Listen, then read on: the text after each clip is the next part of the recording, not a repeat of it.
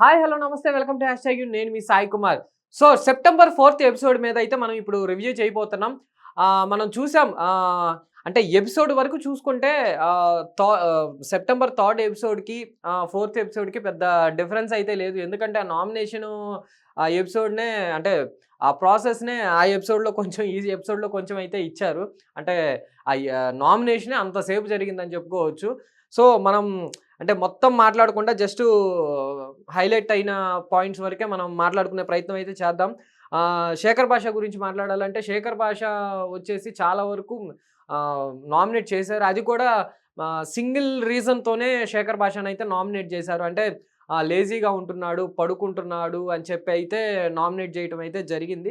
And ఇంకోటేంటంటే శేఖర్ భాష గూడా దాన్ని కొంచెం పాజిటివ్‌గా తీసుకోవడం అయితే జరిగింది. కొంచెం మాట్లాడడానికి ట్రై చేశాడు. బట్ మొత్తానికైతే యాక్సెప్ట్ చేసి ఓకే. రిపీట్ చేసుకోకుండా ఉండటానికి అని చెప్పేసి యాక్సెప్ట్ చేశాడు. సో, అదైతే కొంచెం మంచిగానే అంటే ఎంతమంది ఎన్ని చెప్పినా పాజిటివ్‌గానే నడిచింది. కాకపోతే మణికంఠ కూడా ఆ పాయింట్ మీద నామినేట్ చేయటాన్ని అంటే నామినేట్ జస్ట్ చెప్పుంటే బాగుండేది. బట్ ఈ పాయింట్‌లో మణికంఠ కూడా ఉన్నాడు. అంటే లేజీగా ఉన్నాడు, నిద్రపోతున్నాడు అనే పాయింట్‌లో మణికంఠ కూడా ఒకసారి కుక్కలు కూడా అరిచి అది పాయింట్ ఔట్ అయితే మణికంఠ కూడా అయ్యాడు. అలాంటప్పుడు మన శేఖర్ భాషని నామినేట్ చేయటం అనేది కొంచెం ఓకే. అంటే ఎక్కువ సార్లు జరిగిందని జెప్పేసి నామినేట్ చేసాడు. బట్ ఇక్కడ ఇంకో పాయింట్ కూడా రైజ్ చేసాడు. అంటే నాకు ఒక్కసారికే నేను రియలైజ్ అయిపోయాను. నాకేదోలాగా అనిపించింది అని చెప్పి మణికంఠ అన్నాడు. కాదు బాస్. ఒకటి ఇక్కడ నీకొక్కసారికే నువ్వు రియలైజ్ అయ్యావు. నువ్వు తప్పు చేయకూడదని చెప్పి నువ్వు ఎలా ఉన్నావో అవతలోళ్ళు కూడా అలా ఎలా ఉంటారు? ఇక్కడ ఈ పాయింట్ ఒకటి ఆలోచించండి. అంటే నేను ఒక్కసారికే అరిచేసరికి రియలైజ్ అయిపోయాను. నెక్స్ట్ నుంచి నేను చేయలేదు. నేనే ఇలా ఉన్నాను ఒక్కసారికే నువ్వెందుకు అలా ఉన్నావు? అది ఇదని అంటే ఆ పాయింట్ అయితే నాకు కరెక్ట్‌గా అనిపించలేదు. ఓకే. అంటే లేజీగా ఉన్నావు అనే పాయింట్ ఏంటంటే కరెక్టే. ఎందుకంటే శేఖర్ భాష సీరియస్‌లీ లేజీగానే అనిపించింది కూడా. ఎందుకంటే అంత యాక్టివ్‌గా లేడు. ఏదో జోకులేస్తున్నాడు. అది కూడా అనకూడదు గానీ ఆ కుళ్ళు జోకులు ప్రతిసారి వర్కౌట్ అవ్వవు. నువ్వు 'బిగ్ బాస్'కొచ్చింది జోకులేయటానికి కాదు, ఎంటర్‌టైన్ చేయటానికి. యాక్టివ్‌గా ఉండాలి శేఖర్ భాష. యాక్టివ్‌గా ఉండాలి. సో, ఈ చెప్పిన పాయింట్‌లయితే కరెక్టే. బట్ అలా అని సిల్లీ రీజన్స్ అంటే నేనిలా ఉన్నాను కాబట్టి నువ్వు కూడా అలా ఉండటం అనేది కరెక్ట్ పాయింట్ అయితే కాదనిపించింది.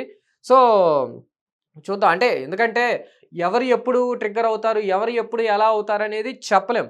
సో, నేనయ్యాను కాబట్టి నువ్వవ్వవు అనేది మాత్రం కరెక్ట్ కాదని అయితే నాకనిపించింది. సో, అదొకటి.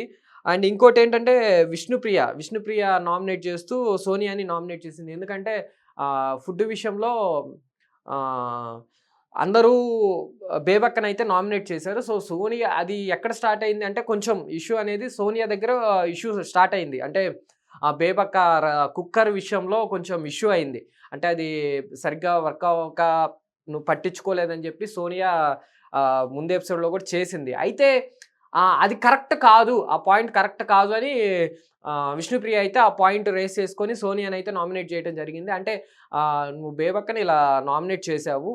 అంటే కుక్కర్‌ని నీకు రెస్పాన్సిబిలిటీ లేదు. అది ఇది అని చెప్పేసి బేబక్కని నామినేట్ చేశావు. బట్ అది కరెక్ట్ రీజన్ కాదనిపించింది నాకు. ఎందుకంటే ఆహ్, వచ్చింది మనందరం కొత్తగానే వచ్చింది.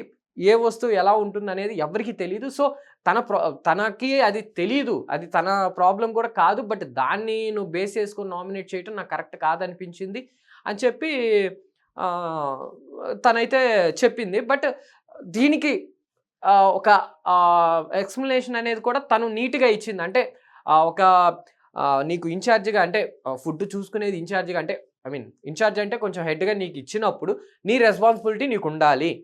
నీ రెస్పాన్సిబిలిటీ నీకుండాలి.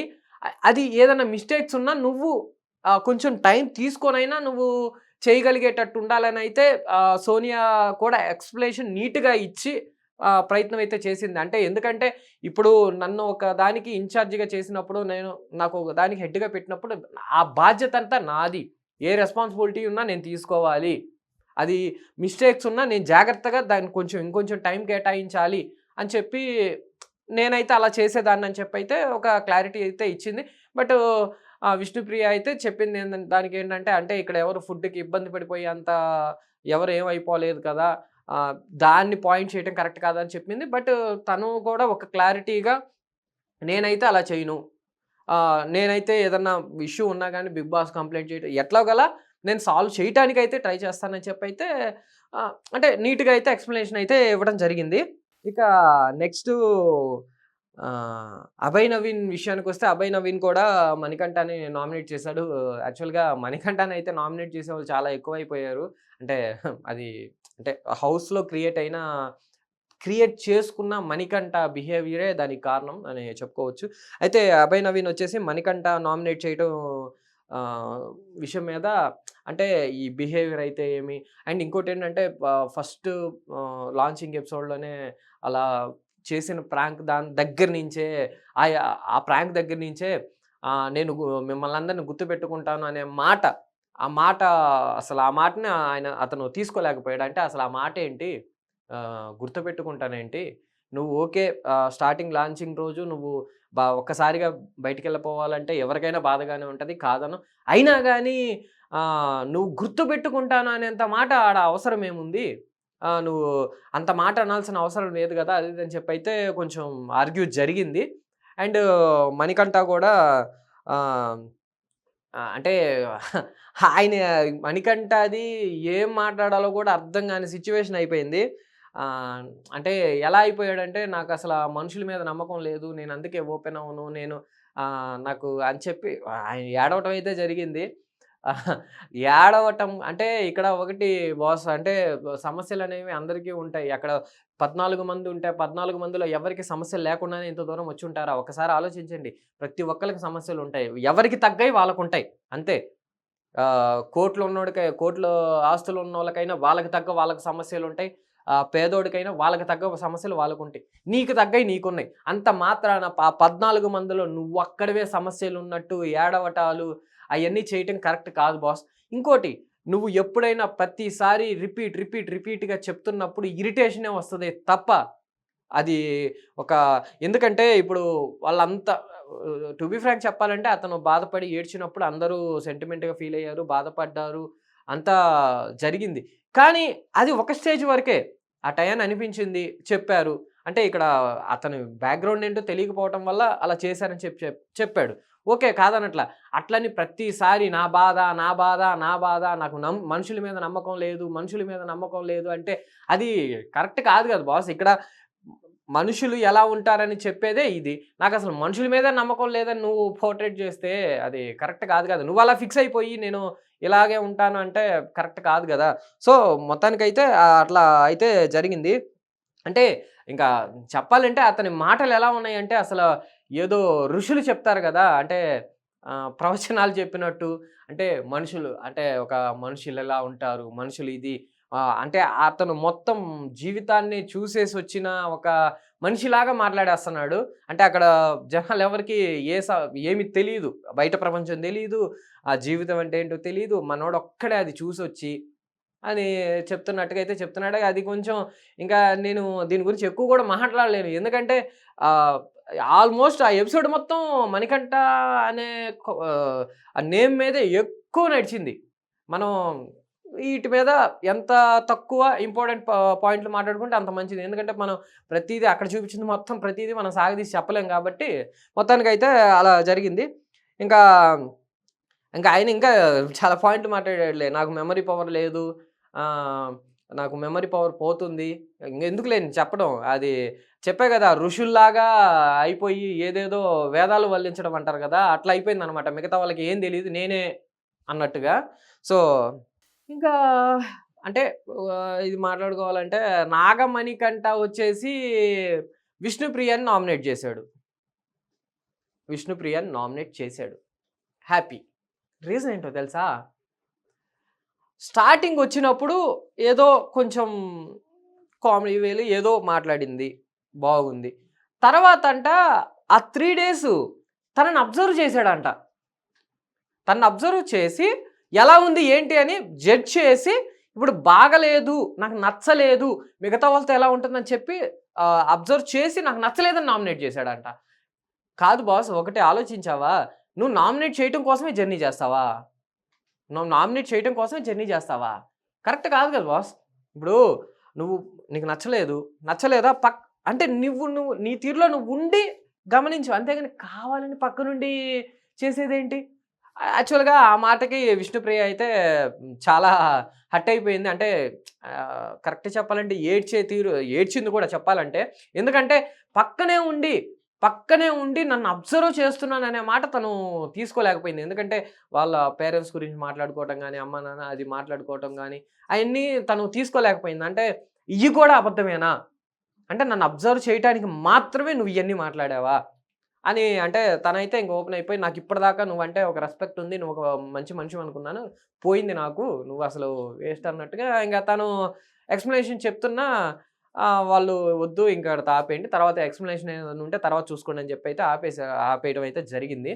సో, కానీ ఇది కరెక్ట్ కాదు బాస్. అంటే నువ్వు అబ్జర్వ్ చేయటానికి 3 రోజులు నేను ఒక మనిషిని నువ్వు అబ్జర్వ్ చేయటానికి అంటే నువ్వు నీ ట్రావెలింగ్‌లో నువ్వుండి ఒక మనిషిని అబ్జర్వ్ చెయి. అంతేగాని పక్క నుండి మంచిగా ఉంటున్నట్టు అబ్జర్వ్ చేస్తున్నాననే మాట ఏదైతే ఉందో అది కరెక్ట్ కాదు. అది యాక్చువల్‌గా అది ఎవరికైనా హర్టింగ్‌గానే ఉంటది. చాలా బాధగా ఉంటది. ఎందుకంటే మనతో ఒకళ్ళు క్లోజ్‌గా ఉంటున్నారు అంటే వాళ్ళు మన క్లోజ్‌గా ఉంటున్నారంటే మనం ఎంతో బాండింగ్ వస్తది అనే ఇంటెన్షన్‌తోనే మంచిగా ఉండాలని ట్రై చేస్తాం. బట్ వాళ్ళు మనల్ని అబ్జర్వ్ చేస్తున్నారు అంటే అది ఎంతవరకు?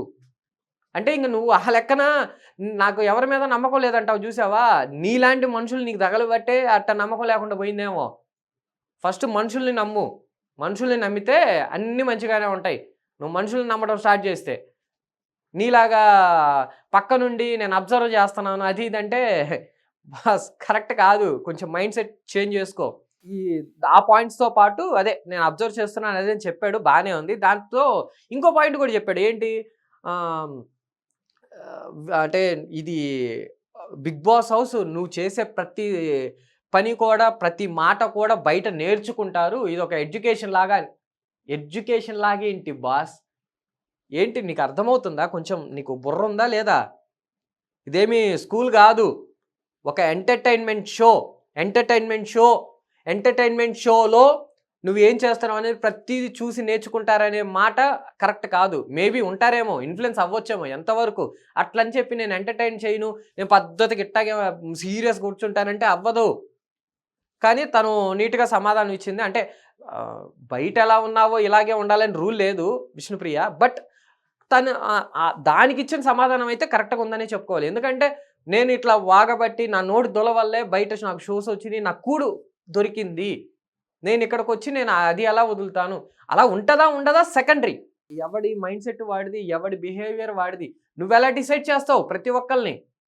నాకలా నచ్చలేదు, ఇలా నచ్చలేదు. నీ పాయింట్ ఆఫ్ వ్యూ నీది నువ్వు చేసేసుకో. అంతేగాని నువ్వు పక్కనే ఉండి నేను అబ్జర్వ్ చేస్తాను అనే మాట అయితే కరెక్ట్ కాదు. అండ్ ఇంకోటి ఎడ్యుకేషన్ ఏంటి నాకు అర్థం కావట్లేదు. నువ్వేమన్నా ఆహ్, స్కూల్‌కొచ్చావా? లేకపోతే ఇంకేమన్నా వచ్చావా? 'బిగ్ బాస్ హౌస్' అది ఎంటర్‌టైన్ చేయటానికి మాత్రమే. ఇంకేదన్నా నువ్వు నేర్చుకుంటే ఈ కొన్ని కొన్ని పరిణామాల వల్ల నువ్వు నేర్చుకోవచ్చేమో కాదనట్లా. అలా అని ఆహ్, చూసే ప్రతి ఒక్కడు నేర్చుకుంటాడనే మాట అయితే కరెక్ట్ కాదు బాస్. మరి అయితే ఇక్కడ ఇదే పాయింట్‌లో నుంచి నీ వేలో మాట్లాడుకుందాం. నిజంగానే నేర్చుకుంటారు ఓకే. మరి నువ్వేం నేర్పిస్తున్నావు? పడుకొని నిద్రపోవటం, పక్కనోళ్ళ మీద అరవటం ఇయ్యా? నువ్వు నేర్పించేది ఇయ్యా? నా గతంలో అది జరిగింది, ఇది జరిగిందని చెప్పుకుంటా ఏడవటం ఇదా? బాస్ యాక్చువల్‌గా నీ మైండ్ సెట్ అయితే మారాలి. చాలా వరకు మారాలి. అది యాక్చువల్‌గా ఎపిసోడ్ ఎండింగ్‌లో అందరికి అర్థమైపోయింది. అంటే ఓకే. ఆఫ్‌కోర్స్ నువ్వు ఫేస్ చేసి వచ్చిన ప్రాబ్లమ్స్ వల్ల నువ్వలా ఉన్నావు. మేము అది ఎవ్వరం కాదనం. అంటే చూసే వాళ్ళకి గూడా ఏదో సెంటిమెంట్ వర్కౌట్ చేయటానికో ఏదో అనుకుంటున్నారు గానీ, కాకపోతే నీ బాధ జెన్యూనే. కాదనట్లా. అలా అని ఆహ్, అంటే నేనిలాగే ఉంటాను, నాకన్నీ రావాలి అంటే ఎందుకంటున్నానంటే ఆ మాట కూడా అన్నాడు. అంటే ఈ షో వల్ల నాకు పోయినయి మొత్తం రావాలి.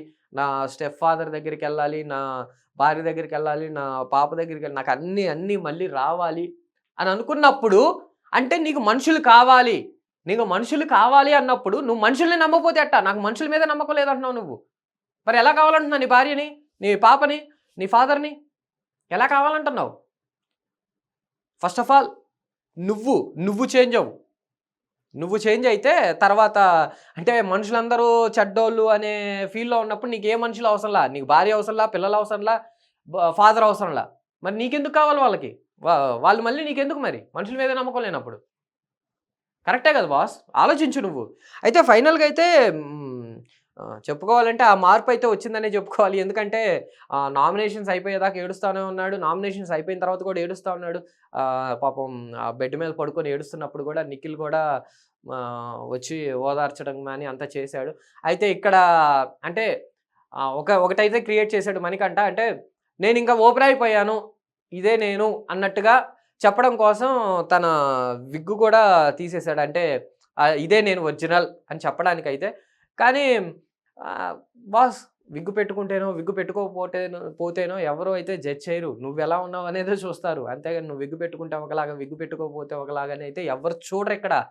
సో, ఇంక అయితే అంటే ఎలా చెప్పాలంటే అంటే ఇంక నేను ఈ వారం వెళ్ళిపోతాను. ఇంక నేను బయటికెళ్ళానంటే నెగెటివ్ అయిపోతాను. అంటే స్టార్ట్ అయిపోయింది మనోడికి. అంటే ఇంక నేను నెగెటివ్ అయిపోయాను, నేనెళ్ళిపోతాను అని. కాదు బాస్, ఏది నీ కాన్ఫిడెన్స్? నువ్వు జెన్యూన్‌గా ఉన్నప్పుడు నీ కాన్ఫిడెన్స్ నీకుండాలి. నీకెళ్ళిపోతానని భయమేస్తే, నేను నెగెటివ్ అయిపోతానని భయమేస్తే, నువ్వు నెగెటివ్ అయిపోతున్నానని నీకు భయం వేస్తుంది అంటేనే నువ్వేదో తప్పు చేసావనే కదా! నీ మీద నీ కాన్ఫిడెన్స్ ఉన్నప్పుడు ఏది? అయితే ఇంక ఫైనల్‌గా గూడా బిగ్ బాస్ గూడా అయితే మాట్లాడాడు. బిగ్ బాస్ గూడా అంటే కూర్చోబెట్టి సింగిల్‌గా అయితే మాట్లాడటం అయితే జరిగింది. నువ్వైతే ఏం భయపడకు, నువ్వు నవ్వుతూనే ఉండు. అది ఇది అని చెప్పాడు. మనోడు గూడా కొంచెం ఓపెన్ అయ్యి బిగ్ బాస్ నాకు ఇయైతే నాకు కావాలి. నేను కోల్పోయినయి మొత్తం నేను రావాలనుకుంటున్నాను. బాస్ నీకు మంచి ఛాన్స్ వచ్చింది. మరి వాడుకో. వాళ్ళ మీద ఈళ్ళ మీద పడి నాకు మనుషుల మీద నమ్మకం లేదంటే నీకెలా వస్తది? నీకు మనుషుల మీద నువ్వు మనుషుల మధ్యలో ఉంటా నాకు మనుషుల మీద నమ్మకం లేదంటే ఎలా? కరెక్ట్ కాదు కదా! నువ్వు ఫస్ట్ మనుషుల్ని నమ్మడం స్టార్ట్ చెయ్యి. మనుషుల్ని నమ్మడం స్టార్ట్ చేస్తే అన్నీ నీకే వస్తాయి. నువ్వు మనుషుల్ని నమ్మడం స్టార్ట్ చేస్తే కోల్పోనియి మొత్తం తిరిగొస్తాయి. నువ్వు మనుషుల మీదే నమ్మకం లేదని చెప్పి నాకన్నీ కావాలంటే కరెక్ట్ కాదు బాస్. ఎందుకంటే నీకు ఇవ్వాల్సింది కూడా మనిషే. నువ్వు కోరుకున్నయి నీకు ఇవ్వాలంటే అది మనిషి వల్లే సాధ్యం. సో, అయితే మొత్తానికైతే బిగ్ బాస్ అయితే మాట్లాడడం జరిగింది. ఓదార్చాడు. బానే ఉంది. మనోడు కోరుకున్నాడంటే కొంచెం నన్ను నేను ఈ కోల్పోయినయి మొత్తం నేను తిరిగి తీసుకోవాలనుకుంటున్నాను బిగ్ బాస్ అది ఇది అని చెప్పైతే మాట్లాడటం అయితే జరిగింది. బిగ్ బాస్ కూడా మీ చిరునవ్వు ఎప్పుడు మీ పెదాల మీద ఉండాలని నేను కోరుకుంటున్నానని అయితే చెప్పడం జరిగింది. దాన్ని బట్టి చూస్తేనే అర్థమవుతుంది మణికంఠ అయితే ఇప్పుడల్లా ఎలిమినేట్ అవ్వడు. సమస్య లేదని అయితే అర్థమవుతుంది. అంటే ఎందుకంటే బిగ్ బాస్ యాజమాన్యం కోరుకునేది కూడా అదే. ఎందుకంటే జనాలు అది చూడాలి అంటే ఇలాంటి గోల, రచ్చ, ఏడుపులు, సెంటిమెంట్లు ఉంటేనే బిగ్ బాస్ అనేది షో ముందలకెళ్తదని చెప్పి అందరికీ తెలిసిన విషయమే. సో, మణికంఠ వల్ల ఇంత స్టఫ్ దొరుకుతున్నప్పుడు వాళ్ళైతే పంపించే ప్రయత్నం అయితే చేయరు. అది ఎలాంటి మనిషి అయినా కానీ అయితే ఖచ్చితంగా చేయరు. సో, ఫైనల్‌గా అయితే మణికంఠనైతే ఉంచుతాడని అయితే బిగ్ బాస్ నుంచి కూడా ఇండైరెక్ట్‌గా అయితే సిగ్నల్ వచ్చేసినట్టే మొత్తానికైతే. మొత్తానికైతే మొదటి వారం నామినేషన్స్‌లో నిలిచిన వాళ్ళైతే బేబక్క, సోనియా, శేఖర్ భాష, విష్ణుప్రియ, పృథ్వీ, నాగమణికంఠ. సో, వీళ్ళైతే నామినేషన్స్‌లో ఉన్నారు. మరి నెక్స్ట్ వీకు ఎలిమినేషన్ ఉండొచ్చా, ఉండకపోవచ్చా అని కూడా మనం చెప్పలేము. ఎందుకంటే ఇప్పుడే రాత్రి నుంచే అయితే మనకి స్టార్ట్ అయింది ఓటింగ్ అయితే. మరి ఈ తక్కువ టైంలోనే మనుషుల్ని డిసైడ్ చేయటం అనేది ఏమో చెప్పలేం. ఒక సర్ప్రైజ్ లాగా ఈ వారం ఎలిమినేషన్ లేదని కూడా ఏమన్నా చెప్పొచ్చేమో. ఇన్‌కేస్ ఒకవేళ ఎలిమినేషన్ ఉంటే మరి ఎవరవుతారు అనుకుంటున్నారో మీరు కూడా ఒకసారి అయితే కామెంట్ చేయండి. సో, మొత్తానికైతే నిన్న జరిగిన ఎపిసోడ్ మీద అయితే ఓవరాల్ రివ్యూ అయితే ఇది. చూస్తుండండి. #you. Thank you.